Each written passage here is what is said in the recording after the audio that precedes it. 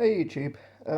Well, I actually didn't really want to talk about the sub because I think it's quite morbid, but there was definitely some things there that I definitely think I'm very surprised were not in play, or at least not doesn't appear to have any sort of way to explain. There's a lot of things that need to be answered. Like number one, the ship that took the submarine out, why wasn't a rope attached to the submarine at all times?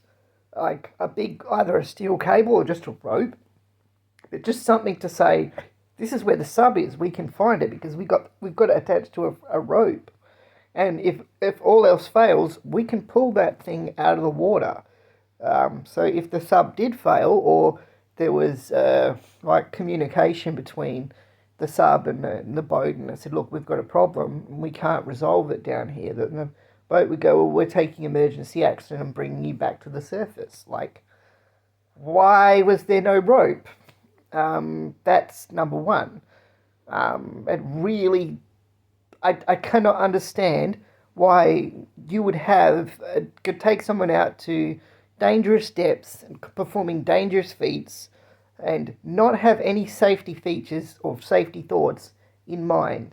Okay, like I think if Mason did a safety audit, like on the sub, I think that would be one of his first things that he would do. Um, the second thing is, why is there no communication devices in the sub that directly connect with the boat? Why why is it that they just lost contact and that was it? They're gone. Nobody can hear or see anything. Why was there no video cameras in the sub that directly linked back to the boat so that they could see what was going on inside the sub, so they could go, oh, there's something bad happening. We need to do something now. Um, I, just things that, we've got all this technology.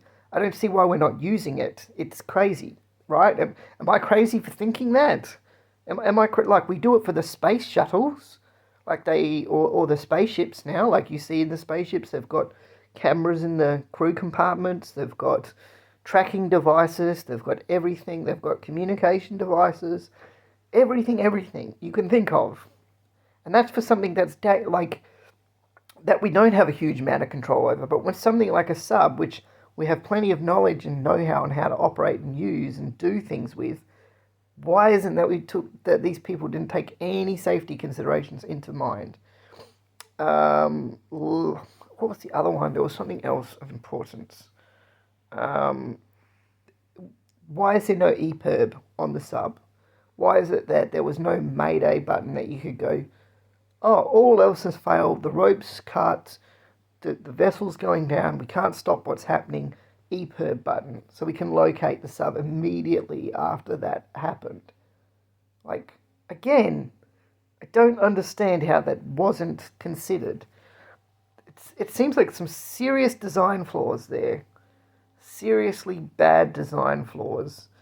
And for people that had a lot of money and could do that, I generally don't know what their excuse is.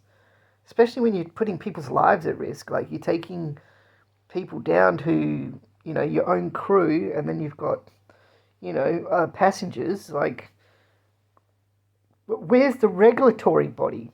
Who regulates all of the sub? Like, surely there's like a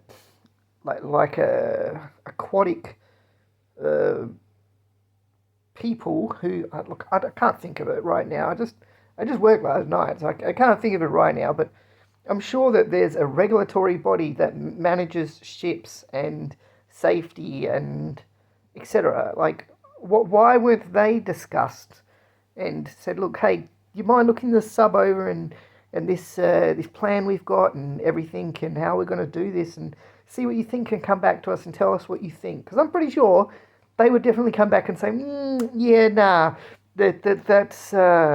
that needs a lot more work before you can do that. That's not optional right now. Like, you need to come back to us with a better plan and to demonstrate that you can do that plan. Yeah. So my heart goes out to the people that are on that boat. I'm pretty sure they're gone.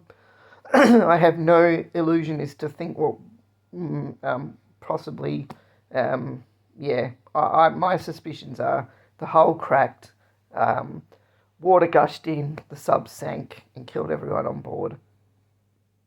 That's it. I think that's what happened. I think it was a poorly designed vehicle, and I think that there was too many red flags, and I don't understand why these people got on board this boat. Like, it's crazy, absolutely crazy, and there's just too much there that you could turn around and say, I don't understand how anyone let it get that far. It was like people going to the White Island in New Zealand, which was an active volcano that erupted regularly. Like the same thing. Like you're like, how is it that that was allowed to happen for as long as it did before anyone went, oh, geez, that's a bad idea. Like it's not rocket science, people.